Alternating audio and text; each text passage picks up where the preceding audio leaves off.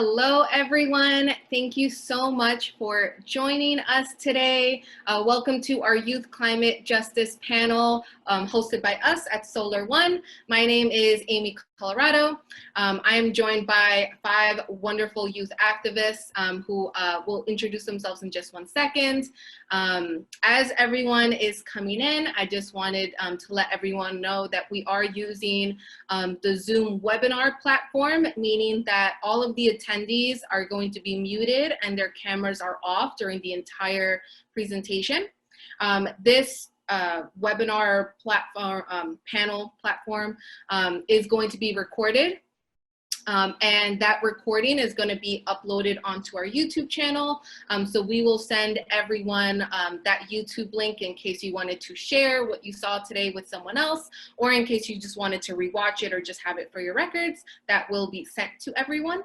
And so just a little quick introduction. I work for an organization called SolarOne. We are a nonprofit environmental organization based in New York City. So I know that we may have people joining us from all over, but I am right now located in New York City.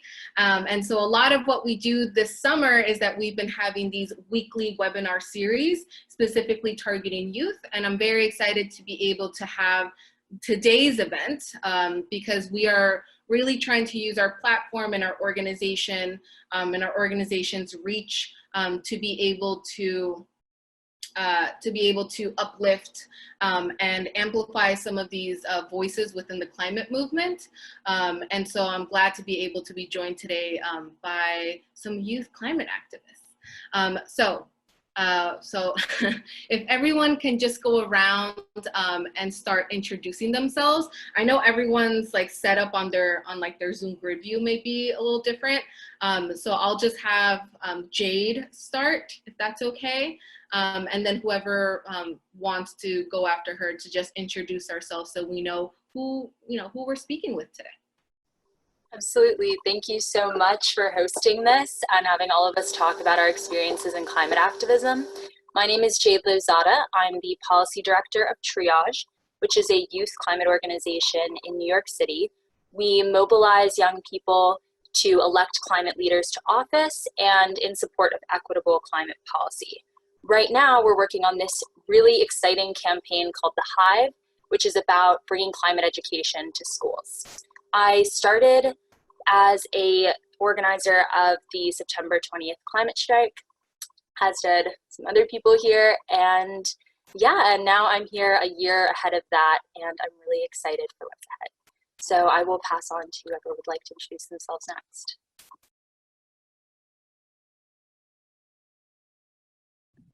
I'll go. Hi guys, my name is Alexia. I use she, her pronouns, and I'm the co-founder of Start Empowerment, and we're a social and environmental justice education program, and we work with different schools in New York City to implement justice-focused curriculums and then also action-oriented community organizing with students.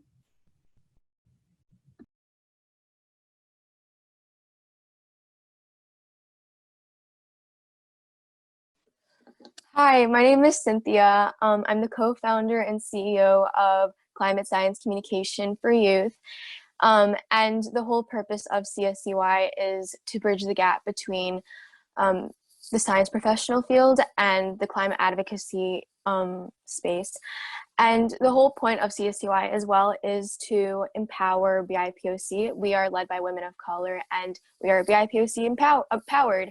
So, yeah, and I first started organizing with the New York City Strike Coalition, and while I was involved, I actually proposed a climate education law, S7341, to my state senator, which got introduced into both state legislatures. So, yeah.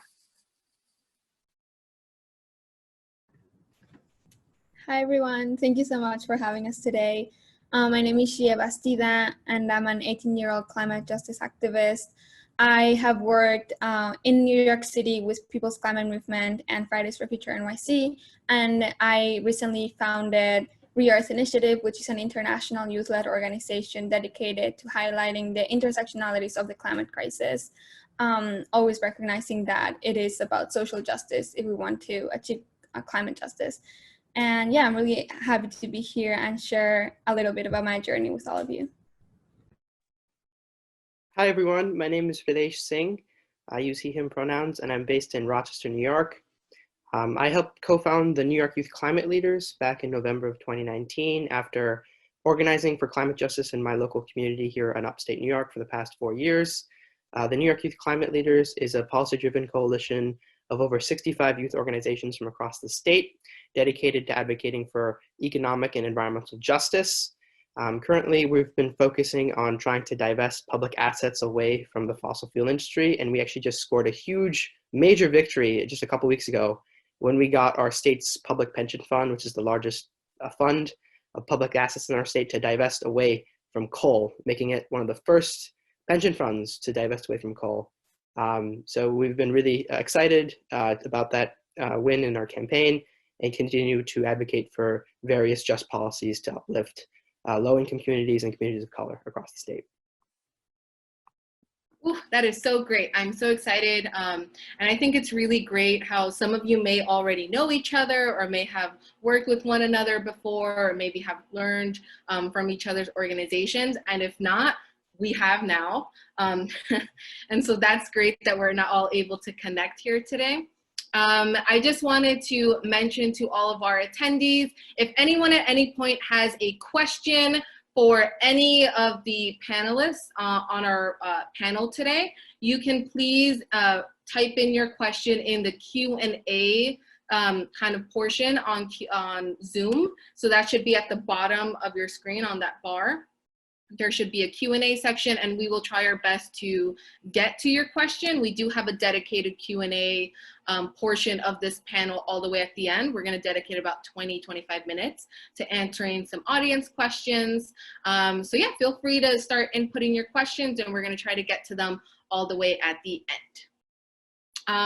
And so a question that we received a lot from audience members when they were registering, and something that I'm also wondering is kind of how each of you, you're all so successful in the sense of, you know, you've gone out and you've founded and, you know, created these organizations that are doing amazing work in the climate movement and really are being leaders in all the changes that are happening locally here in New York, but then also, you know, on a national level.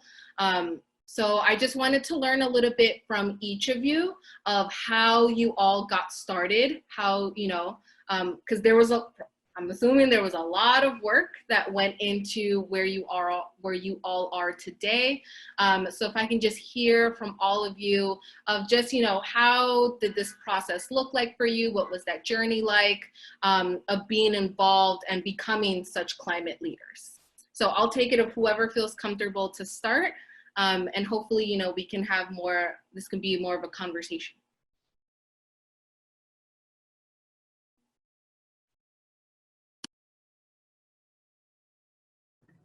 I guess I can go.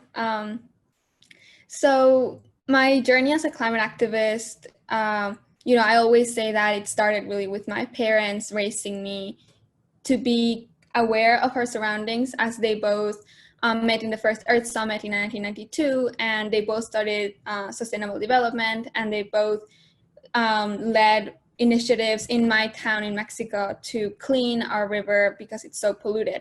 So I kind of grew up with that, knowing that we have to be involved in a certain way. But I didn't really start my own journey in climate activism until 2015, when I was invited to Malaysia to the World Urban Forum to speak about youth perspectives and the climate movement. And that was the first time in which I ever spoke to adults about what the youth thought, about the lack of climate education, about the lack of including Indigenous voices in the conversation, about the lack of centering people of color in solutions. And people were shocked that a youth was talking to them about climate. And that's when I realized that we do have a certain power of agency being youth in this moment, because we are stakeholders of the future, and the future has, you know, been at stake for a long time right now. So when I came back to New York from that trip to Malaysia, I decided to join my environmental club, because that's the only thing that I thought I could have an influence in. So I joined my environmental club And it was very geared towards kind of like recycling, you know, very like rudimentary environmentalism. And we cannot get out of the climate crisis by only recycling, by only doing those like tiny things, when we have systemic change in our hands as youth as well. So that's why I took leadership of the environmental club and decided to organize my school to actually go lobby politicians. We lobbied for the CLCPA, the Climate and Leadership Community Protection Act. I testified at City Hall so that they would declare climate emergency. We went to Albany several times to lobby with NY Renews. And the thing is that a lot of youth don't realize that we can do these things. We can go and lobby, we can go and testify. And these are things that we should be more empowered to do. And after I realized that a lot of politicians didn't really listen to everything that we were doing, that's when I decided to organize my school to strike. And in the first strike on March 15th, we got 5,000 kids to strike all over the city. And that's where I met other fellow climate organizers. And we came together to start Fridays for Future NYC. And it just grew and grew until September 20th, when over 6 youth climate organizations came together to organize the biggest climate strike that New York City had ever seen. And it was super empowering. I organized with Jade, and Cynthia was also there sometimes. And it was just really empowering to see that we could get 300,000 people to march down the street with you, because we all want to see the world just be a better place and be more conscious. And right now, after all of that, and when COVID happened, I realized we couldn't strike anymore. So that's when I decided to start my own 501c3 called Re-Earth Initiative, which is led by youth of color from all over the world, because I feel like we have to actually bring voices of youth from countries that are not represented in the climate movement as much as they should, especially because I come from Mexico and I see that a lot of those voices are not as uplifted as they should be.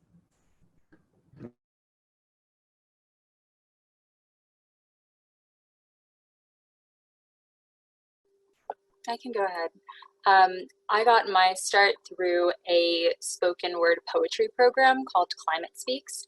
It was presented by the Climate Museum, and it appealed to me. I saw it through an Instagram ad like spring of 2019, because I've always been a writer and I really wanted to perform. And when I had to write the poem about the climate crisis, I had to realize like what resonated with me personally. And as a New Yorker and as a student who commutes to the Bronx like to go to high school regularly, I realized that the story that was most relevant to me was how Black and brown communities in low-income neighborhoods of New York City are really chosen for like the worst, most polluting projects in the city. How they have disproportionate rates of asthma and other health complications from the pollution. It is incredibly unfair, and it's a racist system. And it took me like writing that poetry to realize that. Once I did that, it was kind of a motivation to keep going. I had this personal story now, and I couldn't just like stop there. It felt wrong when this climate movement was emerging, like resurging. So I went to my first Fridays for Future meeting that summer, which is where I met Shia and Cynthia. And I went to my meeting thinking that I was going to find out like when and where the strike is and how to tell people at my school. But they said, get into committees and start organizing. So when I went to the arts committee, then she was like, oh, do you want to help like coordinate this? And that's how I ended up as one of the organizers for the strike. After that all happened, I joined the organization of a fellow strike like organizer named Shiv Soen, who founded Triage, because I realized personally that I wasn't as much in the streets, like yell as loud as I can climate activist, but that I really wanted to be behind the scenes, making the relationships that make change happen.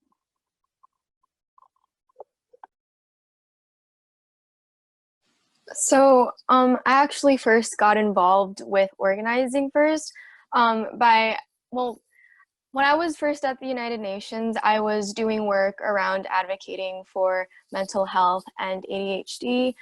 And while I was there, I actually met a few other climate organizers from around the world, where I helped organize a All in for Climate Action rally with, like, for example, a youth delegate of Germany. And I remembered there was a group chat with like different organizers, and there was even one person, like not just one person, there were like different people included as well that were from the New York City Climate Coalition. And I actually met Shie from the group chat, and I was like DMing her like, how can I get involved, like blah blah blah.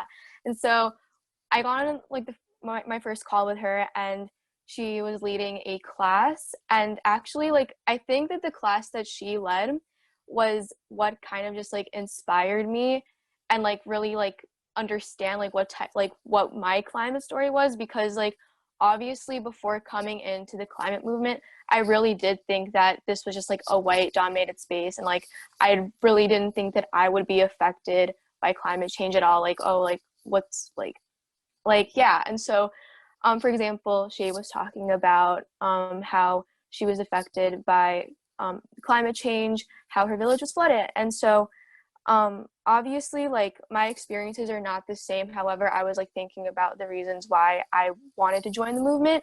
And so I was like thinking about how, for example, my family is from Hong Kong, and there is a lot of air pollution there. And so obviously, again, like our experiences are not the same. I'm not like trying to say that. However, I just wanted to also like understand, because I knew like subconsciously there is a reason why I wanted to join. And another reason why as well, though, that at first I was kind of just like not necessarily the most comfortable being in the climate space as well at first, was because for some reason I still thought that at sometimes it was still like a white dominated space, and there's like always like space for improvement as well. And so for a while, I just wanted to like work specifically in policy, which is why I did research on S7341 and did all this stuff. I actually did talk to She about it like when I first wanted to introduce it. So I did that, and it got introduced into both New York State legislatures, which was really cool, because it just shows that even though like you are a young person, you can still make an impact in terms of policy. Like before even entering the whole space, like I never thought that something like that could be possible. So yeah, I guess that's really how I got involved. And with CSCY as well, the reason why I did co-found it with Kaylee, who is another BIPOC in the climate movement as well, we both founded it because we wanted there to be improvement in terms of who's being represented and who's involved with climate advocacy and climate organizing. So again, like it's just the bridge between the science community and the climate organizing space that we wanted to connect, while also having BIPOC power this whole organization. And we're also still like working on trying to build a program for BIPOC to propose and write their own laws for climate education and ethnic studies, because they have obvious and important intersections that need to be acknowledged by the general public. So yeah. Hi, so I actually got started in Austin, Texas. It actually started from a cold email to an organization called Poder, and it's an Indigenous led organization here in Austin that does a lot of work around environmental and social justice. And I just kind of got taken in and really connected to the community and the different networks that were going on. I got involved in, policy work, fighting for certain zoning laws in city council. I also helped with their youth education program. They have a summer program where they pay youth to learn about racism and environmental justice, to kind of be able to put words to our lived experience, and then to be able to organize around that. And then after working with Poder and working in the community, I got involved with Sunrise, and also Youth Climate Strike. And that's kind of where I got more involved with like different strikes and like youth-led movement. And then later I started Start Empowerment with my friend Kirsten because we realized the lack of environmental justice programming, especially in the city of New York. It's such a diverse city, and obviously there's a lot of low-income communities of color that experience environmental racism, that experience the pollution, but don't necessarily have the words to be able to address that or put their lived experience and really explain that and take action. And so we started working at the High School for Teaching in the Professions in the Bronx, and we worked with several teachers to basically change their curriculum to be really justice focused. And then we worked with the students and started a food justice program to address those issues. And that kind of started the project to work with more schools in order to do that. I actually got my start in, got my first taste in climate organizing and climate activism at kind of a summit or a forum like this, actually.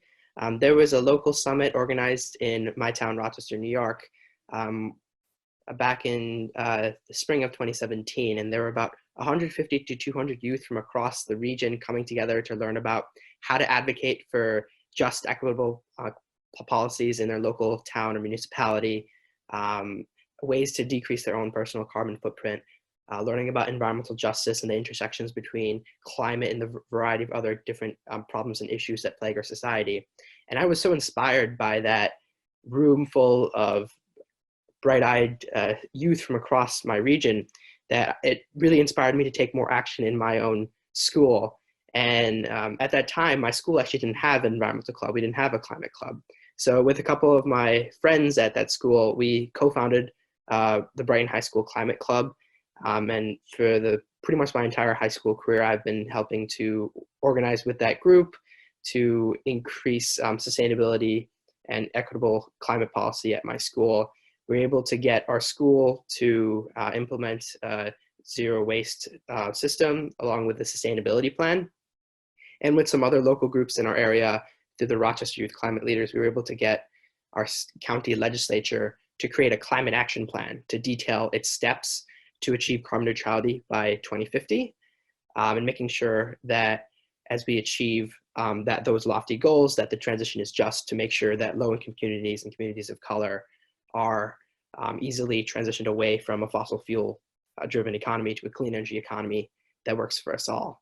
So I've been really active with my local groups for now 3-4 years. But actually, after attending the New York City Global Climate Strike back on September 20th, a couple of my friends, about 7-8 of us from Rochester, we went down to the city in September 20th. And we were just so inspired by all the speakers there, literally hundreds of thousands of people from all ages, all walks of life coming together to strike against the continued governmental inaction on the climate crisis. It really inspired us to do more. And from that, we decided that we wanted to take our organizing and activism to a new level. And we created the New York Youth Climate Leaders in November of 2019, as I mentioned.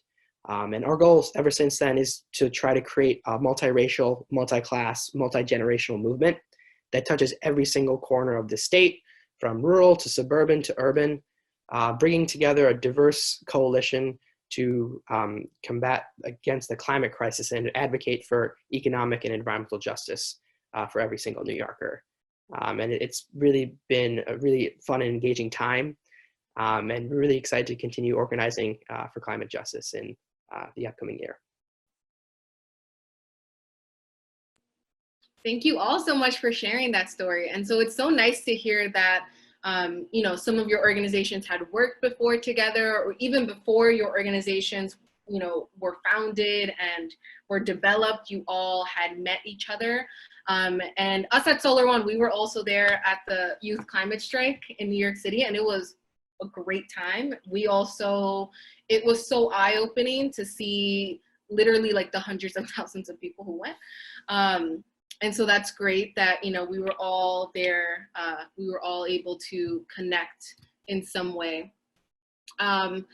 So another question, just to move the conversation forward, what do, and this can be for whoever wants to answer, it's not necessary for every single person to reply if you do not want to, but if you do, go ahead.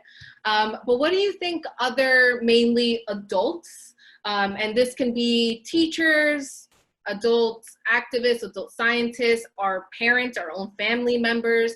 What do you think others can learn from youth organizers, from youth activists? And this does not have to be just limited to climate activists. There is a lot of youth activism happening all around the country and the world during this moment, which is super, super inspiring. But I do think that there is sometimes a very big disconnect between youth organizers and some of our adults who are in these leadership positions and these decision-making positions. So what are some things or some, that these adults can learn from youth organizers, youth activists? I guess I can quickly go with this. That, youth can do what adults can do. That, we deserve a voice at the table, that we know our stuff, and that we deeply care about our future. Oftentimes, in a lot of movements, adults kind of dominate the space. So it's really important that adults engage and bring in youth into the decision-making process when it comes to movement building and coalition building, but then also making sure to emphasize the intergenerational activism component, that we as youth, we have a lot to learn from our elders and the adults that we work with, and that we're stronger together as an intergenerational, multiracial, multi-class movement, rather than just like a youth movement and adult movement, that we're stronger together as one unified movement against the fossil fuel industry and the powers to be that prevent us from achieving climate justice and reducing greenhouse gas emissions.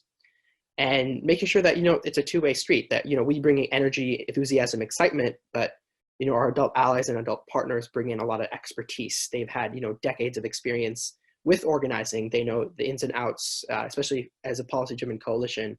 We've, for the New York Youth Climate Leaders, we've been really grateful to work with a variety of different adult partners, from New York Communities for Change down in the city to 350.org internationally, along with the Divest New York Coalition, which is a bunch of grassroots adult groups from across the state. We've been really fortunate and lucky to partner with such great adult groups that have, valued our activism as youth, but have given us a lot of advice and expertise with their, decades of experiences in organizing. So, making sure that it's a two-way street, but also making sure that adults know that, we as youth, we're powerful, and we're really excited and want to partner with adults to agitate and organize for economic and environmental justice for our nation.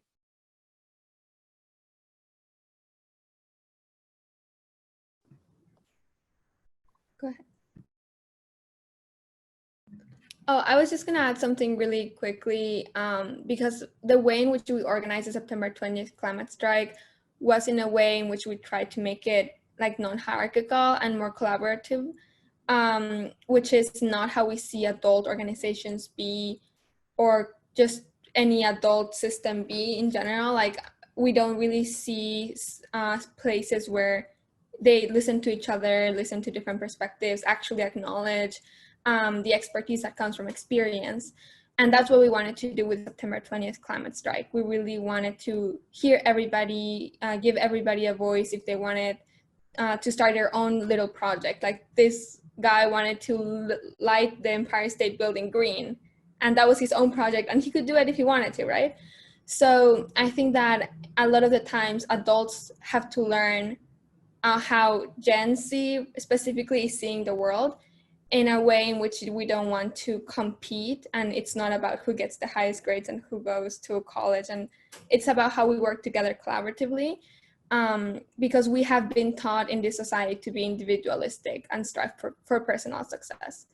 And that mentality is what prevents us from actually working together for a bigger movement. And that's why we see so many adult organizations who have not talked to each other. And I do not know one youth climate organization that hasn't reached out to another one. So I really want adults to model what we try to do, because also we're not driven by financial anything, because we didn't start this work getting paid or anything like that. So it is important that we want everybody to do this work because they're genuinely pulled to do it, and not because they're just making more money out of something, right?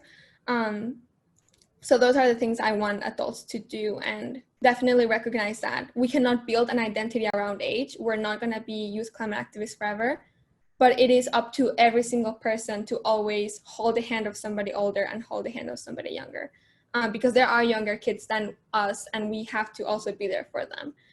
So those are my thoughts. I was going to say something in a similar vein, in the sense that, like, I totally agree with Radesh, like, adults bring the expertise. I think that the strength of youth organizations and youth movements are that they're more visionaries, and whereas adults kind of see impediments to progress and they conceptualize like what the future can look like differently, I think youth have something more powerful in what Shia was talking about, that they think of everything as like a collective, and what does true like getting to our goals look like. And I think that the biggest way we see this is adult organizations are constantly talking about like how we get one bill passed, rather than like what is the best way that they can empower just say their community.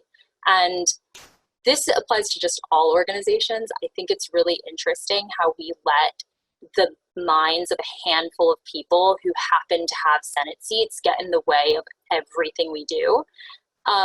Also, a side note, there are more people in the Senate named John than there are women of color.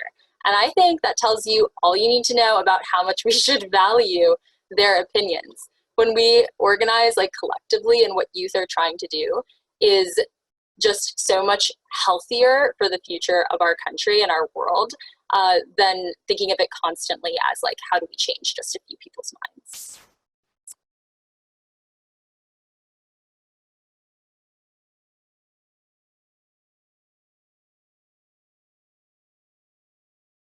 All right. So that is such a great point, Jade, about, you know, representation, I think is a really important point. And this isn't one of my prepared questions, but just this panel itself is, you know, we try to be as inclusive as possible. We have people with many different identities, and hope to be a little bit more representative of the youth movement. And I think that that is something that the youth movement does so well in comparison to some of these more established environmental organizations in terms of inclusivity and representation and diversity, that you don't really see in a lot of environmental organizations, where it is still very white dominated, some male dominated. There is a high female presence in the environmental movement, but not always a diverse female presence of people of different backgrounds and different experiences. So that is something that I definitely value, and is something that I also think that these adult organizations can hopefully implement and learn from these youth organizers. And so just on that, there was a question from an audience member that I just think fits in with this conversation about how are you within your own youth organizations trying to also, because a lot of you did mention that racial justice, inclusivity, and diversity initiatives are very important within your organizations. But if any of you can just speak on how, like the how, so what are some actions or discussions taking place within your own organizations, or within just like your peer group, your friends, of how you can use your platforms to try to uplift these marginalized communities that are not really seen in the mainstream environmental movement as much. I do see that that is changing, but it's been a while, and we've been wanting to have this change for a long time. And that is not to say that marginalized communities have not been involved. They have very much been involved, and have been leaders within their own community. They just unfortunately have not had that same recognition of their amazing work. So if anyone wants to speak a little bit about how you yourself, within your peers, your friends, or within your organizations, how you are taking that step to try to make your organization and your efforts and your platform to be inclusive and increase representation within the movement? So I think that a big reason why as well that there is still a lack of representation in terms of, for example, the climate organizing space is because of accessibility to certain meetings. And so, for example, we have like youth that are joining that have never actually been organizing, but we plan on having them, for example, go to the meetings for September 25th, which like people are planning, but we're not gonna share any details about.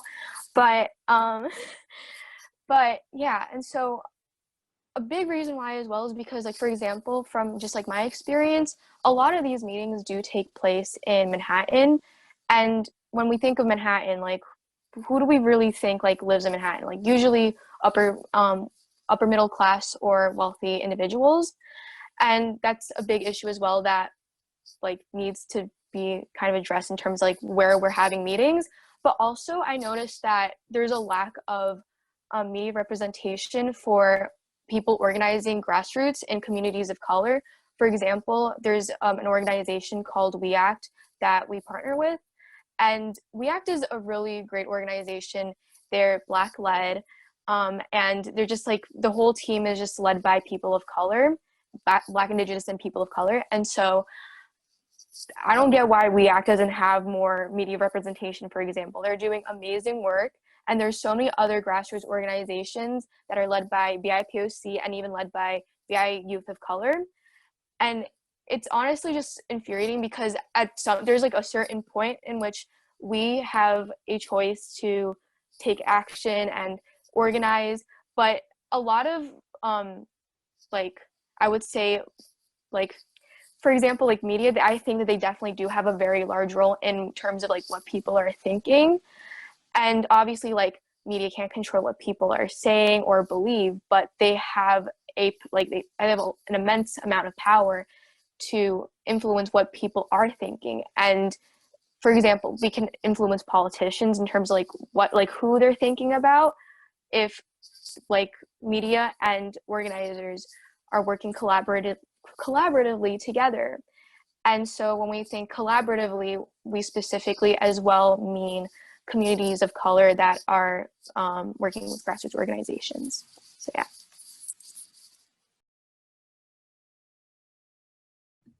Yeah, I completely agree with like everything you just said. And I think the history of like BIPOC organizing in the environmental space is not something that's very well known. Like I didn't learn about like, say, environmental justice and like the People of Color Environmental Leadership Summit that came up with like those principles and all the different organizations that are working on until very later on when I was organizing. I came across that because it's not something that's taught and it's not something that's emphasized. It's not something that's shown in the media.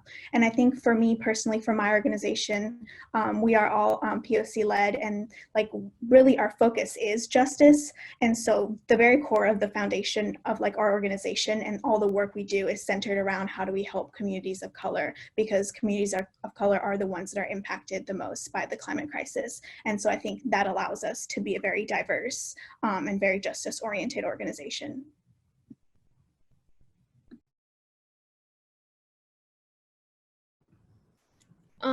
Yeah, and I would just like to add that I think that one of the main reasons why we all started our own orgs is because we didn't see representation in the mainstream youth climate movement.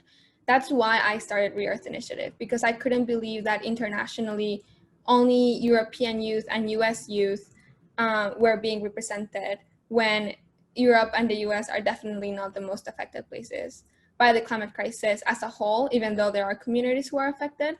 And so Re-Earth Initiative really was born out of that. And we have people from Singapore where striking is illegal, so they can't even join the mainstream climate movement.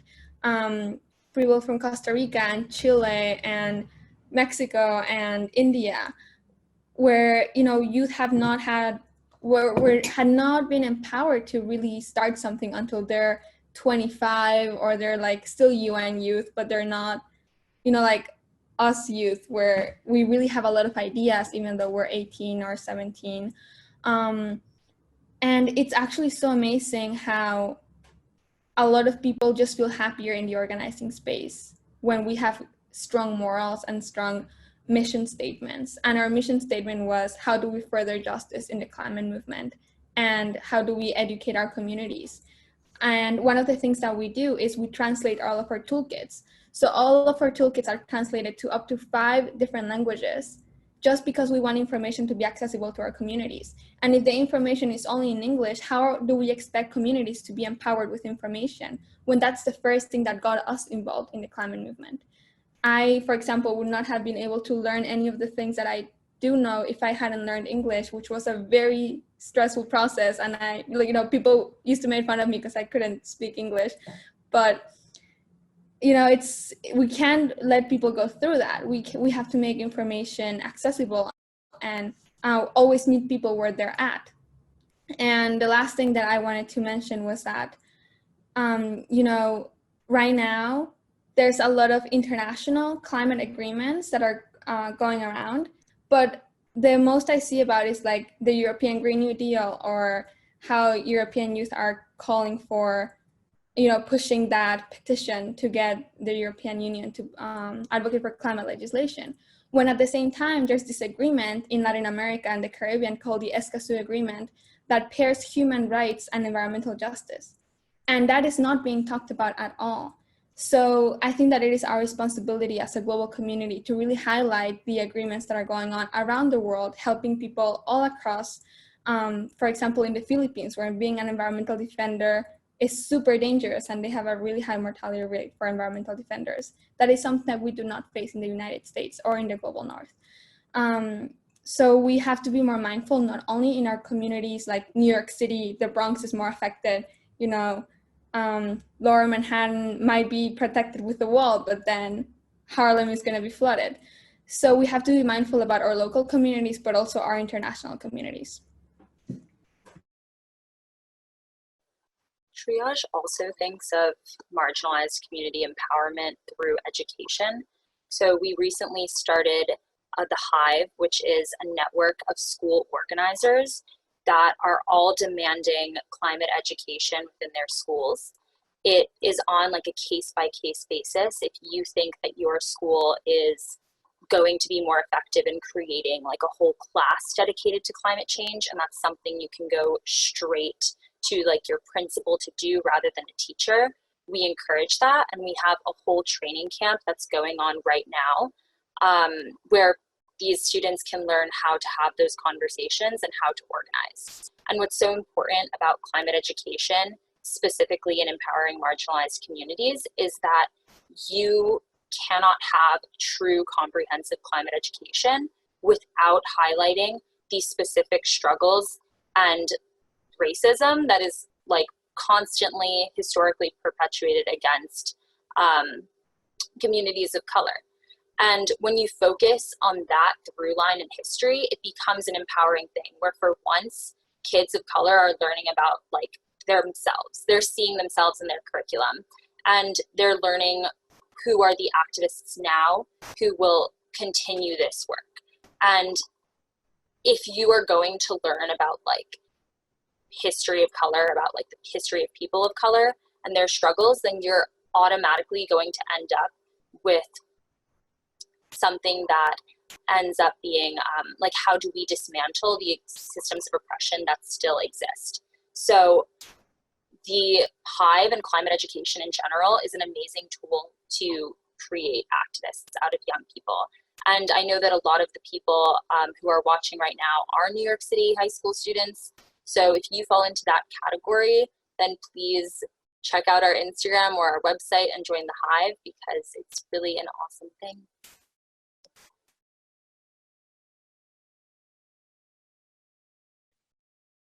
Yeah, definitely. I just want to echo what pretty much everyone has said, that it's important to see, people of color in the US climate movement, because oftentimes, the climate movements, especially in the global north, have been dominated by white activists for, many decades.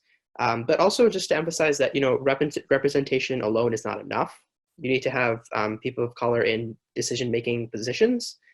but also making sure that those, people of color actually represent low-income communities and communities of color, and making sure that those, people of color-led organizations advocate for just, equitable policies, both climate and economic policies that actually help to uplift communities of color and low-income communities. Otherwise, they're continuing to perpetuate the systemic racism that's so entrenched in our society, continuing to perpetuate the gross income and economic inequality within our society, which is why, at the New York Youth Climate Leaders, especially in the last couple of months, we went through a really significant revision of our policy platform and our theory of change.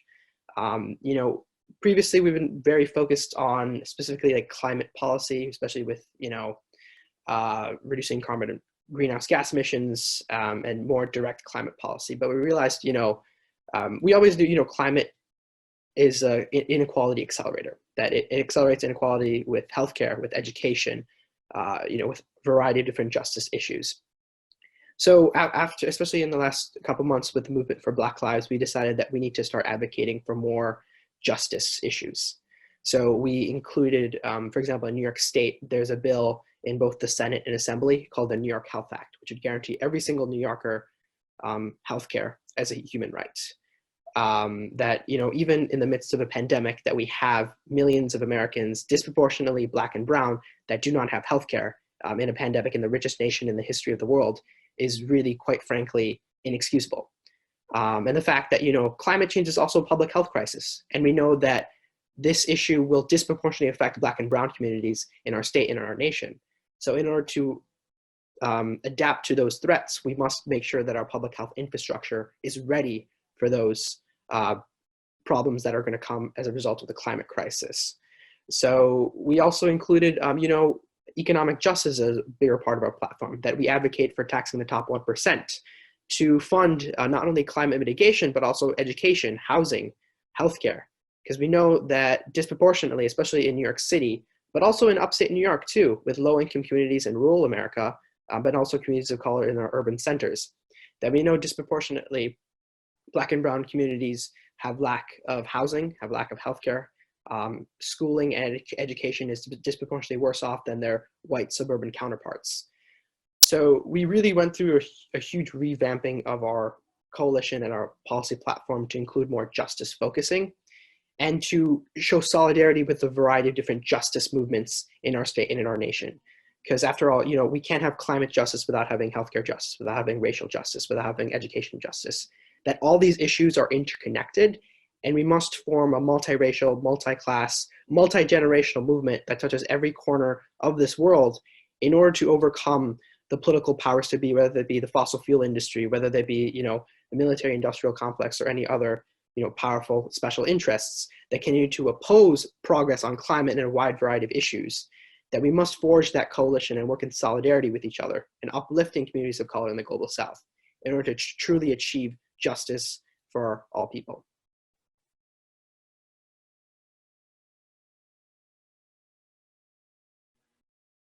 All right, thank you so much for sharing. Totally agree. Us at SolarOne as well, we have a lot of work that we need to do in order to, again, try to kind of reword and change the way that our organization, which is a white-led organization here in New York City, the way we function and the way that we interact with different communities here in the city. So thank you all for your insights. And so in talking about youth activism, and some of you have touched upon this already, but how do you think, and this also ties with how some of the attendees are asking, how they can get started. What recommendations do you have for other youth, not limited to just New York City youth, but like youth in general, youth around the world?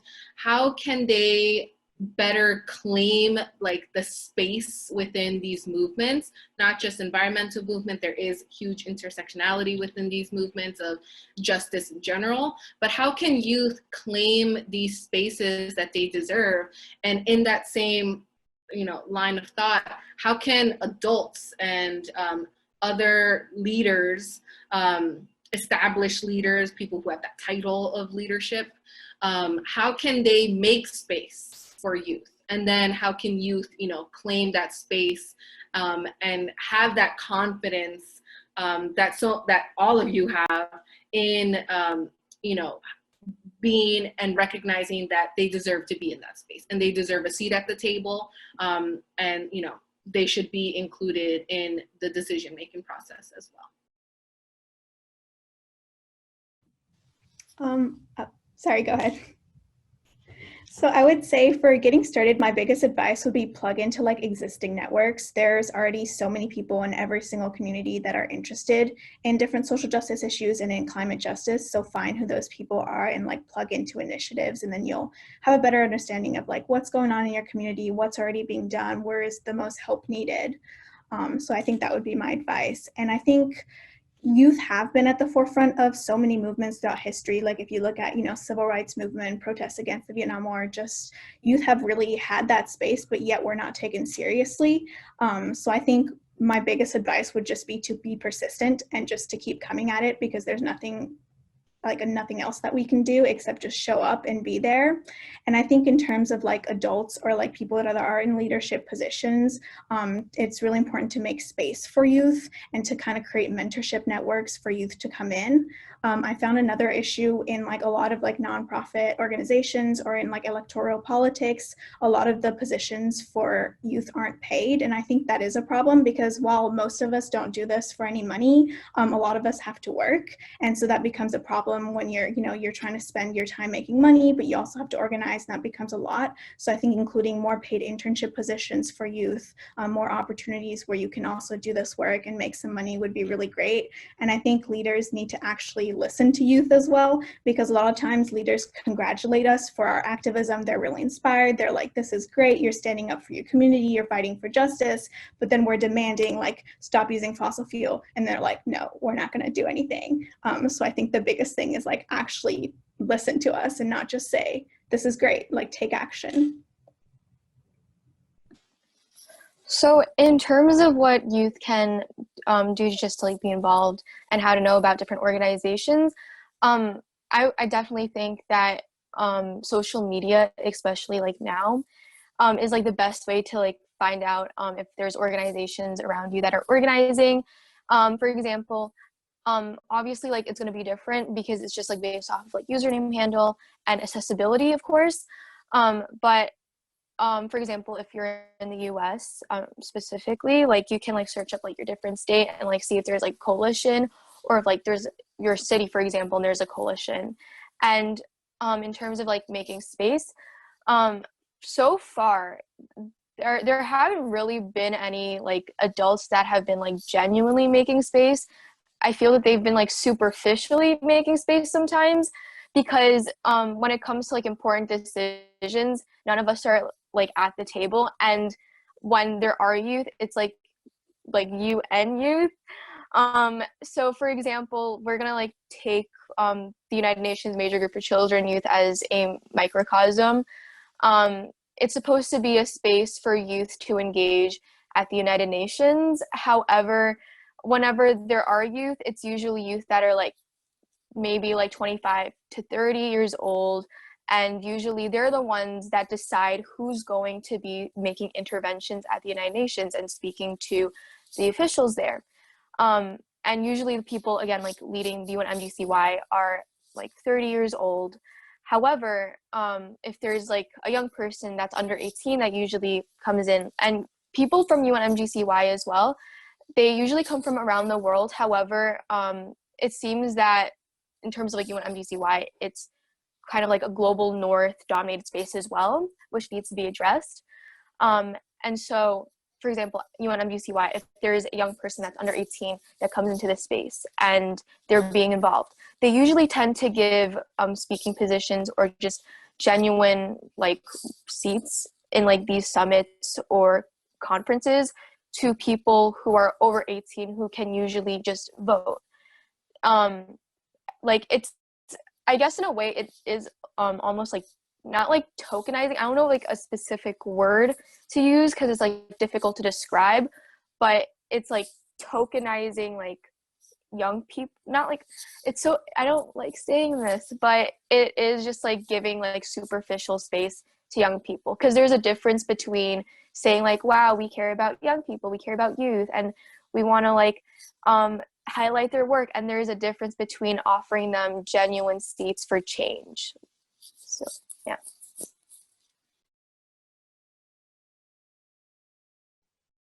Yeah, I want to just echo what Cynthia said, that it's really important that, not only that youth have a seat at the table, but they're actually put in decision-making positions. Because, representation is important, but if, people of color and if youth voices are not given decision-making powers, then representation does not serve us. It doesn't, help to advance our goals. It doesn't help to advance our agenda. So, making sure that, youth are heard and their voices are respected and that they have power to make those decisions is really important. At least personally, I've been very fortunate and lucky enough to work with a variety of different adult groups that have really valued my voice and my group's voice and my fellow youth's voice. We've been very, very fortunate to work with a variety of different adult groups in the local area here in Rochester, like the Rochester People's Climate Coalition. I actually serve on their board of directors as their youth representative. So I've been helped to uplift the voice of youth in my region and here in Rochester, but also working with other adult-led groups in the city, with New York Communities for Change, and also across the state with the Divest New York Coalition and 350.org. So there's definitely adults out there, especially in the climate movement, that want to help uplift youth voices. And I think the more kind of like intergenerational divide is more so with older politicians and youth. I mean, after all, the average age in Congress is what, like 65 or 70 or something like that. But the vast majority of the U.S. population is under 65. So clearly we need to have a transformative change with our power structure here in the U.S., but across the world, to sweep in a younger generation of activists and youth who have fresh, innovative ideas that can challenge power and speak truth to power and hold those who've been most responsible for the climate crisis, which is the fossil fuel industry, to account. Yeah, but again, just echoing that representation alone is enough. You need to have youth in decision-making positions. Great, thank you. And so something I just wanted to talk to you all about, because this is something that I do as part of my organization at SolarOne, is talking about schools and education, and kind of, I know that some of your organizations and you all, some of you all mentioned education as being a core component of any movement, of educating the masses, educating other youth, educating adults. And so a big part of what we do at SolarOne is that we've been doing sustainability and climate education in New York City for years now. But it's still a struggle in terms of, there's lots of barriers to teaching about sustainability and climate change within the school system. And we're lucky to be able to partner with like the Department of Education and try to increase our reach in terms of how many students and how many teachers we're able to kind of talk and discuss and train and all of that. But I'm wondering on your end, what role do you see schools, and this can be public schools, any type of school, even colleges and universities. So what role do you see schools having in educating people and involving them within justice movements? And a lot of you mentioned, having curriculum where students themselves see themselves represented in that. But how, are your organizations working with like schools and school systems, and how can schools be better at motivating youth, encouraging youth who want to become more actively involved in, justice movements and all that? So love your thoughts on that.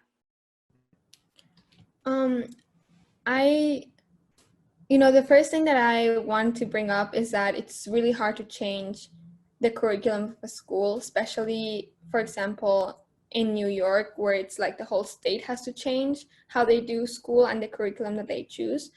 And I think it's way easier in colleges and universities to say, let's add this class, let's add this new professor. For example, I'm taking a writing seminar on environmental justice, and that would have never happened 5 years ago. So I think that higher education is definitely developing to be more conscious about what classes they offer.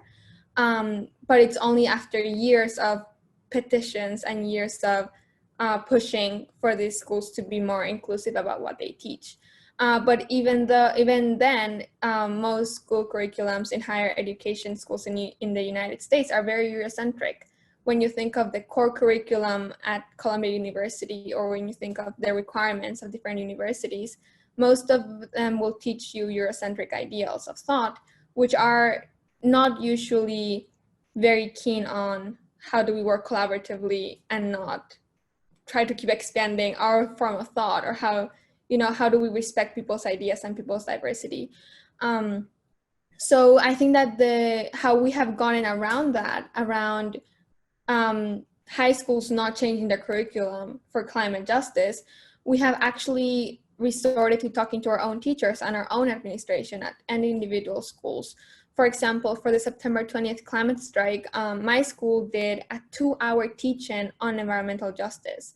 So every teacher had to choose a topic, and students could sign up to whatever class they wanted. So there was fashion and climate, there was food and climate, there was transportation and climate, and students could go to any of the intersections of the climate crisis that they wanted to learn more about. So even if a specific student's parents didn't let them go to the strike, or they didn't feel comfortable striking, the school still gave us education about the climate crisis. And that's something that should be more adopted in every school. And something that, for example, our organizations are doing, like specifically what Re-Earth Initiative does, is we have a PowerPoint and we do presentations about the climate crisis and solutions to schools around the world. And it's really helpful for kids to have other kids teach them about what the greenhouse gas effect is, what renewable energy is, how it affects your community, how it can help your community to implement renewable energy. And so it's about us teaching each other, and that's what we have learned in the past year, that we're not going to get kind of sweeping change in education unless we make it part of our own culture to teach each other, to talk to each other, to ask our teachers for that change. And when we change our own culture to that, then I think legislation is more likely to follow. And I think we still have to work on both fronts. It has to be like an effort to push all of it forward. But that's how we have been dealing with students, just trying to really make it not like a once a year somebody came to your school to talk about climate, something more, persistent. Yeah, so in terms of like individual schools, students have a large role in communicating with individual administrators or teachers. However, there's like something that like really needs to be addressed in terms of like New York State public education, in terms of like how to actually have core curriculum that isn't Eurocentric from a macro lens, in terms of like all of New York State. For example, like I have like, although like Andrew Cuomo, he did really well in combating and dealing with the COVID crisis. However, there needs to be acknowledgement about how he does not necessarily like public education. And he, for example, was like working with Google on alternatives to like public education, not necessarily alternatives, but there's like something else that they're working on. And so when it comes to like bills about climate and bills about education, he tends to like veto them. And so that's like a big reason why as well, like after COVID, there's been a lot of budget cuts in terms of education, which is why it's really difficult to pass a lot of like ethnic studies bills or climate education bills. So yeah, that's kind of something that needs to like be talked about, but hasn't really been discussed on a really big level. And I just wanted to add, I think in many ways, school have been really complicit in like oppression. If you think about police presence, you think about the school to prison pipeline and how schools are not listening. Like we've been, protesting to defund the police, to remove police from school, and schools haven't been responding to that at all for the most part. But I think I've been very lucky to find some radical space within schools and find amazing teachers and amazing professors that have been able to foster that environment, and I've been able to like read from scholars like, Robert Bullard, Angela Davis, Marx, and all of that, and really found that community within a school. So I think, because as youth, obviously we all go to school, and then we all go to, a lot of us go to university. So like education is really a huge part of our lives. So I think that gives us the opportunity to create those radical spaces where we can, learn about these issues and combine action and education together.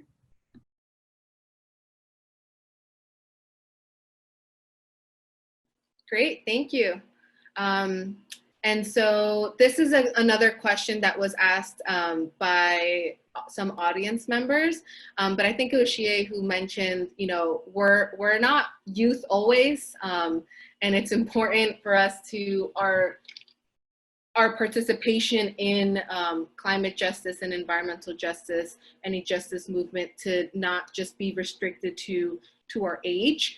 And that's something that I, as I'm aging out of the youth category as well, to kind of see how you are all going to go on with your careers and your studies or whatever you choose to do in your future. So I'm just wondering, how has your climate activism, how has your work, your organizations, how has that impacted your personal career choices or career pathways that you would want to follow through? How has that impacted any, school choices, what you're planning to study, anything like that? As you go on into more schools, universities, into your jobs, into your careers, how do you think your participation as youth activists have framed your future career choices or any, future study choices?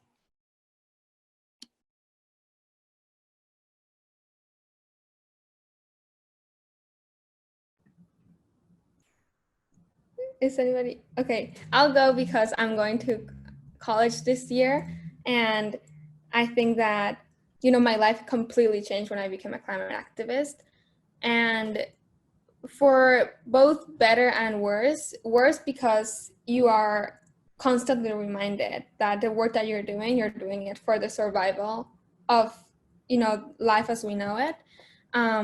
So, and you have to be constantly reminded of loss of biodiversity, communities being destroyed, like all the bad things about the climate crisis, and people's greed, people's inability to open their hearts sometimes. So that's the hard part. But then it's so rewarding because I feel like I have a purpose. I feel like I can do something with my life. I feel like my purpose is to further our connection and our consciousness with everything around us, and that will result in climate justice at some point. So, I wanted to be a veterinarian when I was like 6, and then I wanted to be a biochemist up until 3 years ago because I really love chemistry. But then when I got into the climate movement, I saw that this is not something that I am going to do for high school and then move on, because this is a crisis that is still going on. So I will do everything I can in my power to keep furthering that movement. And so I will be studying environmental studies with a concentration in policy and international relations and a minor in environmental management. And I'm happy about it. I know that it is not fair that I am not able to explore other areas that I would like to do in my life as for now, but I can still do the things that I like, which is talking to people, doing policy work, studying why climate change is even happening, right? And still further the movement. So I'm happy about it, and my whole college essay, all my extracurriculars were geared toward that. And it showed me as a very passionate person in this specific area, which was actually good for me to get into the colleges that I wanted to get into. So it's been a really wild ride, but I feel more independent. Maybe we grew up too fast, but sometimes that's necessary when we are in a movement of this magnitude. So, in terms of like the climate crisis, it definitely intersects with any type of social justice issue, and de jure segregation is why environmental racism happens. It's why the school to prison pipeline happens. It's why there's a lack of accessibility to resources for communities of color and especially Black and Brown communities. And also, in terms of like career paths and career choices, there's definitely different options. Like you can choose a certain passion that you have and try to intersect it with climate, or in terms of like any other social justice issue, because again, it does intersect, and you can't talk about one thing, like for example, the climate movement, without talking about different types of movements around the world as well, and the climate crisis while talking about social justice issues as well. And so I'm really privileged enough to actually go to a school where we have majors where we can learn about the different topics that we want to, instead of like having like a curriculum where we're all supposed to follow. And in my school, I'm a social science research major, and I have a class called sociology where we're just given different theories and term papers to just like read. And when I'm reading different topics such as social stratification or the crime and deviance lesson as well, it just took me into a different type of perspective in terms of what place do I really have in this society and what role can I really play, because I really do want to work in terms of like environmental policy, or just work mainly around combating the climate crisis. However, there's still so many issues that I want to work on, because there's so many intersecting points in all these different issues. And social stratification is basically the reason why, or it's basically the reason why all these issues connect. Well, one of the issues, not just the main issue. And so when I think about this, like it's made me think about, okay, maybe I should go to law school and maybe study theory, because, for example, you can't really talk about the climate crisis without addressing immigrations, about issues with immigration law. So there's, again, like different things that you can definitely do, and it's just, again, like it's just based off of how you look at the climate movement and how you look at the climate crisis as well.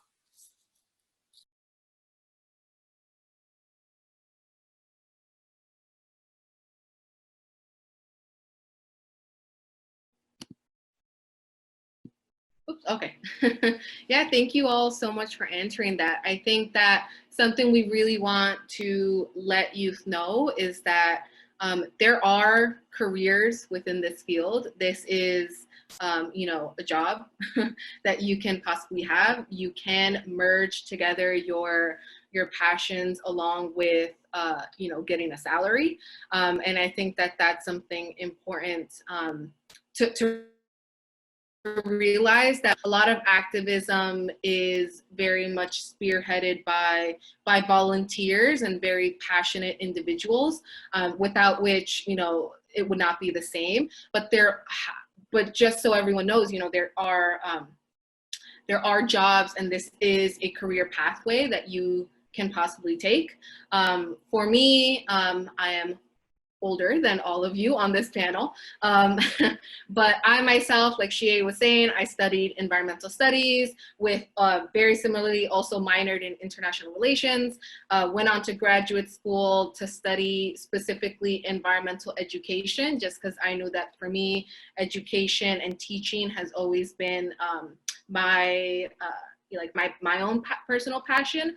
But I was able to tie in my personal interest of environmentalism, social justice movements, sociology, sociology and education, and merge that with a job that pays and that supports me, supports my interests, supports my passions, and supports me financially.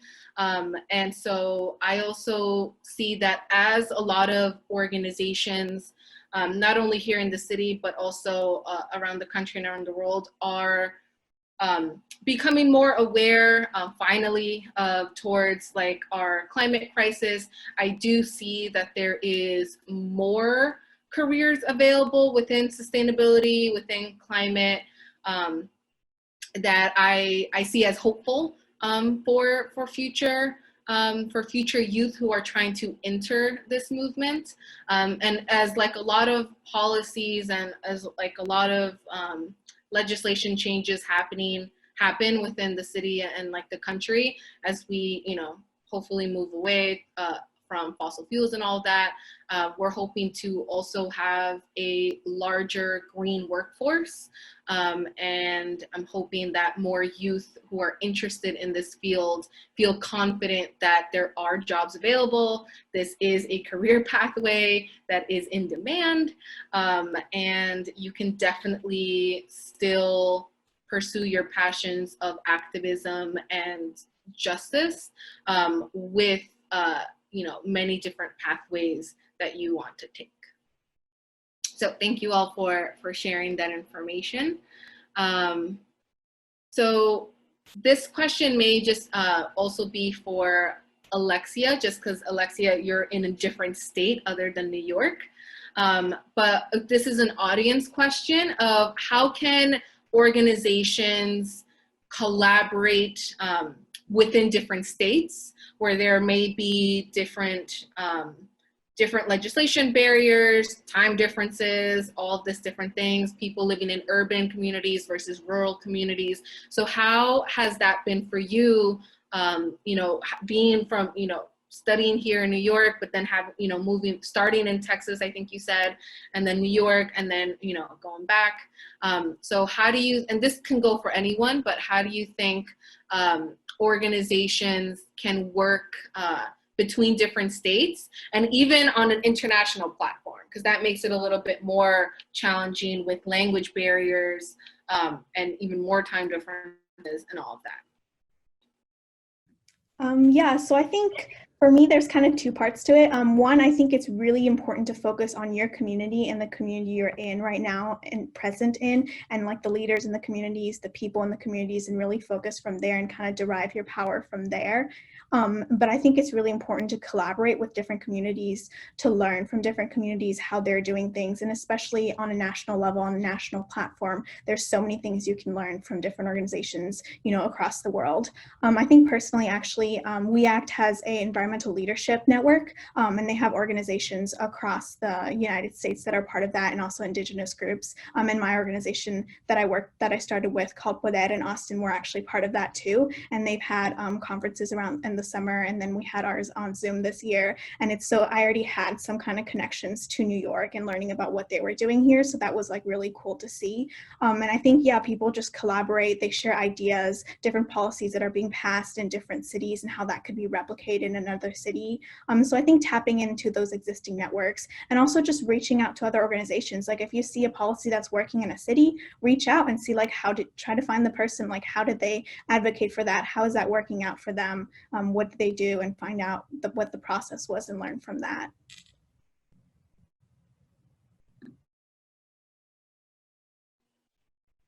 Great, thank you. Totally agree. Oh, do you want to add something? Go ahead. Yeah, I can talk a little bit about rural organizing. So I'm from upstate New York. I live in a small town called Brighton, which is a town of about 35,000, which is a suburb of Rochester. But I organize with a bunch of youth from like rural America in upstate. Some of these towns are like 95, 96, 97% white. So organizing in rural communities is actually not as hard as I think people like to think about when it comes to the climate movement. I think there's like this common misconception that like rural America, which is, you know, majority white, doesn't really care about climate or environmental issues, but that's actually really not true. You know, when it comes to environmental justice, the two groups, especially in, you know, global north discourse, that really get left out of environmental justice, one is the global south, but also the other one is rural America. You know, especially in like Appalachia and, you know, places where like coal mining or the fossil fuel industry is really the only economic hub of activity. These are the communities that have some of the highest rates of asthma, highest rates of other environmental injustices, highest rates of healthcare costs related to emissions from, you know, the local coal mine or local oil drilling apparatus. So, you know, these communities, even like in upstate New York, rural America, they actually do care about environmental and sustainability issues. So oftentimes the way you have to kind of approach climate activism in a more of a rural community, rural area, is obviously going to be different than the way you approach it in an urban area, where it's oftentimes, you know, focusing on like farming or like local, boosting the local economy, and finding out, you know, what the issues are related to climate in your local rural community, and finding other like-minded youth or even adults that actually care about sustainability and climate, organizing with them to create a local climate movement in your rural community to advocate for just climate policy. And it's definitely possible, and it's really important to also dispel that notion that rural America is not ready for climate justice. It is. For example, our coalition, we had like a 30-person strike for a Green New Deal for New York State in a town that was 97% white, where people had signs showing, you know, we want climate justice now. That, you know, rural America does care about climate and it is ready, and it shouldn't be left out of that picture for climate justice and in the climate movement.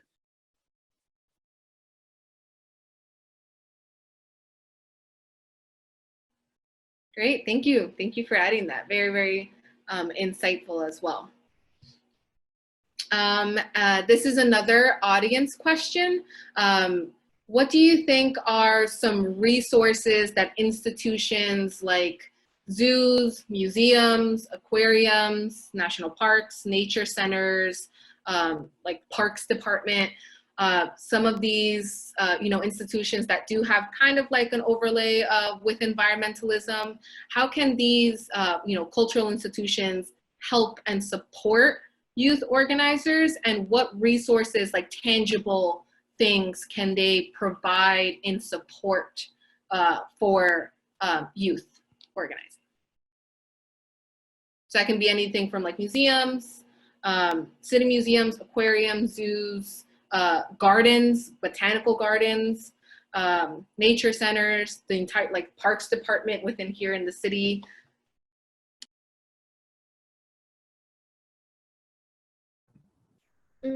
So for the September 20th climate strike, we had a lot of different places in the city helping us with kind of outreach in their own network. So for example, Arcadia Earth, which is a museum by West 4th, did a whole, what's the word? You know what I mean? Like a whole like thing. An exposition, an exhibit. Exhibit, yes. On all the signs that we did for September 20th. So they put them up in the museum and it looks so beautiful, and they had different exhibits about the different intersectionalities about the climate movement. And that was amazing. And then we had a lot of businesses, for example, helping us promote it, and companies helping us as well. Like Patagonia did a photo shoot with a bunch of youth climate activists from all over the United States and the world, actually. Ben & Jerry's did also a lot of marketing for it. Seventh Generation also did a lot of marketing for it. So it wasn't even like small places where we asked to put a sign like come to September 20th, or hand out like little pamphlets outside, or we would even walk around with a cardboard that said September 20th, like climate strike, you know, Folly Square. It was a lot of places that were willing to advertise it, were willing to let us put it on their little like board. And when it comes to more established institutions, the Met really helped us as well. Like I remember I went there and they told us, you know, we can put it in our newsletter, we can put it out. And a lot of different universities across the city also put it in their newsletters to students. So it's really about emailing a lot. Like that's a lot of what organizing is, just emailing as many people as you can, asking them to reach out to publicize it. And you actually, out of like 30 days of organizing, you're only out in the streets one of those days. but it really pays off because you can see everybody coming together from different walks of life.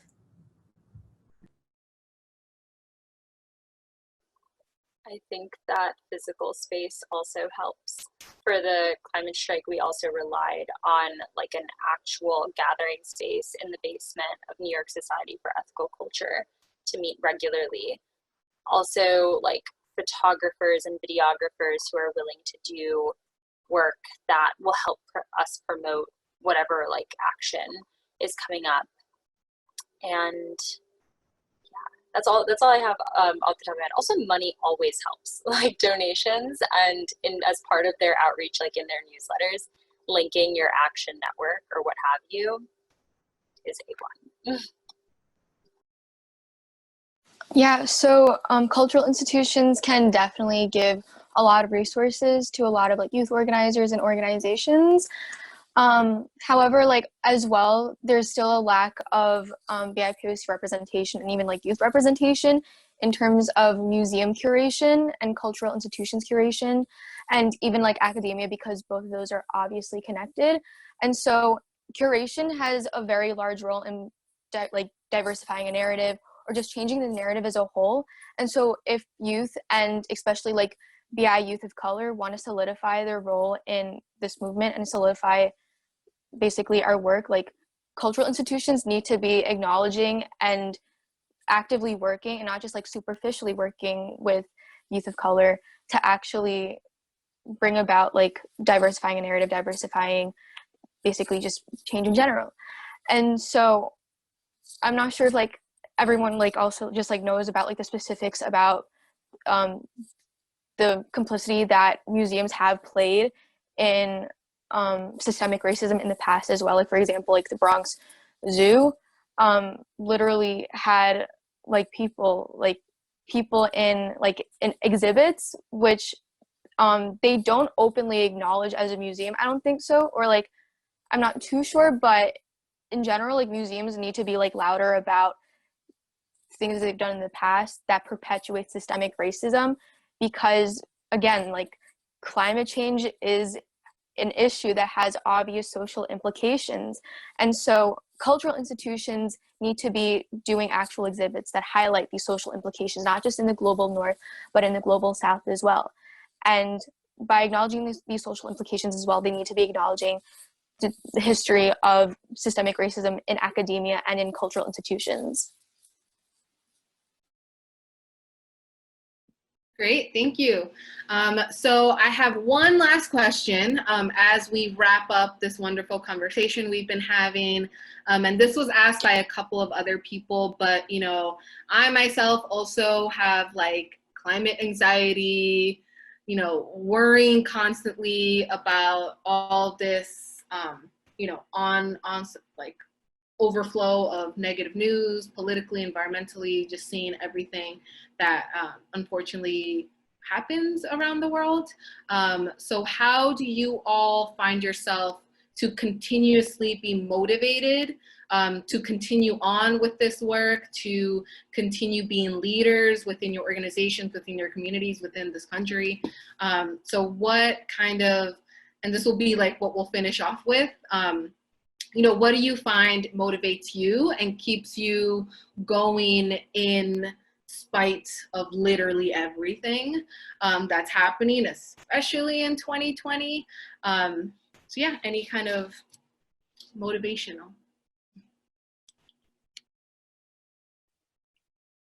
Yeah, it's definitely really tough. I mean, especially like in our country, you know, we've had over 170,000 deaths due to coronavirus, literally tens of millions of Americans out of a job, tens of millions of Americans who've lost their health care.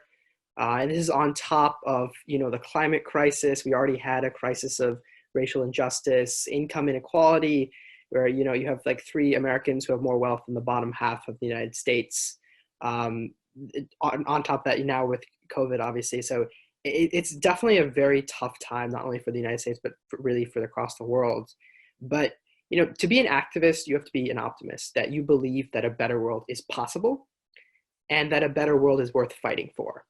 So I always, you know, find my inspiration and, you know, refill my optimistic attitude by looking at my fellow youth who organize with me, and the multitude of adult allies who work in allyship with us. That really keeps me going, and also knowing that, I'm fighting for someone I don't know, that, helping to uplift communities of color in the global South who are going to be disproportionately affected by this crisis continues to, keep me going. And knowing that, a better world is possible, that we can live in a world and an economy that works for us all, not just the few, and we can truly address the climate crisis and create a better future for posterity. Yeah, I was gonna say that when you said climate anxiety, I feel like all of our chests just like compressed a little, because it's something that's really affected, I think, everybody who is in the climate space some way or another. And yeah, it's like once you get out of that mentality of, knowing all the science, then that's when you can start feeling like the climate movement is not stopping. And like I really resonate with what you just said with being a climate optimist, because I think that if we want hope, we need action. And that's something that it's actually real when you strike, when you do emails, when you are talking to your friends, when you act based on the things that you become hopeful. And like that climate optimism, I mean, like not climate optimism, but like Christina Figueres says, stubborn optimism of believing in humanity, believing in our power of innovation, believing in our power to turn this thing around because we know the information, believing in our power of coming together, of having the biggest crisis that we have ever seen, which is also the biggest opportunity to change the world to what we want to see. So that's how I stay grounded and so keen on doing this work, because I believe in our power as humanity to move forward together.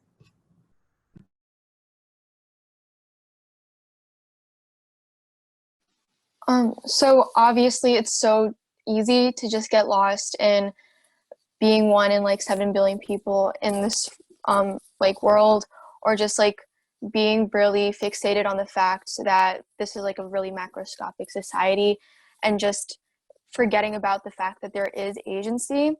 But it's just like focusing and like fixating on the agency, which kind of just gives me hope, because each person has their own single story, and each person has a purpose, and they have ambition and they have dreams. Like, I don't think that there's a single person that wants the world to just basically end. Like, no one wants that.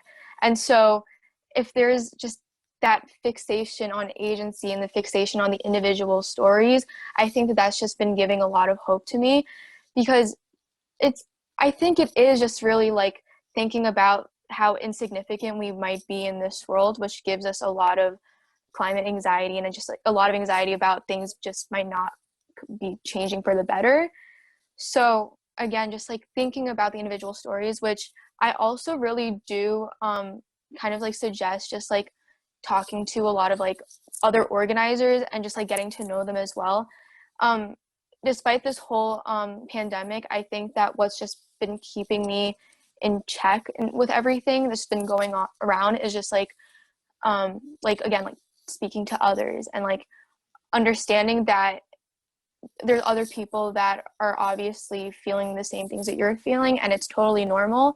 So yeah, it's just like feeling a connection with other people definitely helps.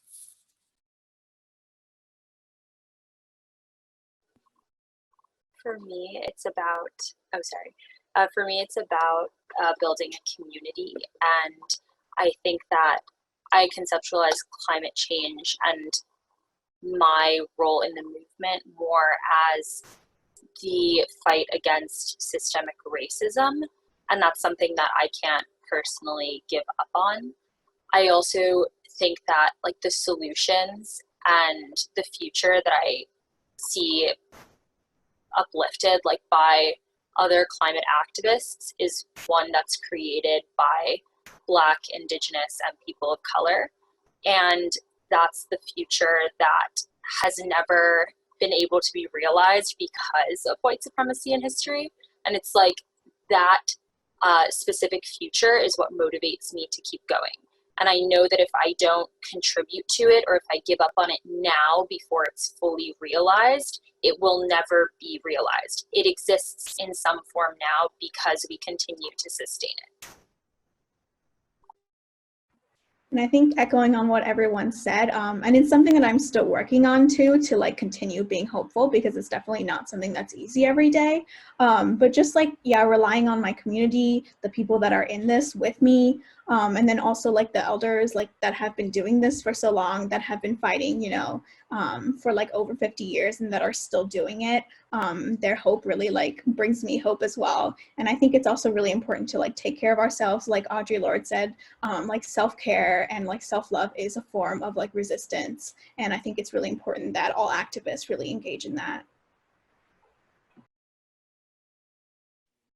Great. Thank you all so much for taking the time to join us today. I want to thank everyone who joined us on the attendee side. Thank you so much. I hope you enjoyed this conversation. All information from these wonderful individuals and their organizations is going to be emailed out to you. So you will have their websites, all of their social media handles, emails maybe as well. So thank you everyone for taking the time today to talk about this very important issue. I hope you all enjoyed it. Thank you so much to the 5 of you. This was a wonderful conversation to have. I wish you all the best in your future endeavors. And I hope that we can, you know, stay connected and offer whatever support we can in whatever capacity to you all.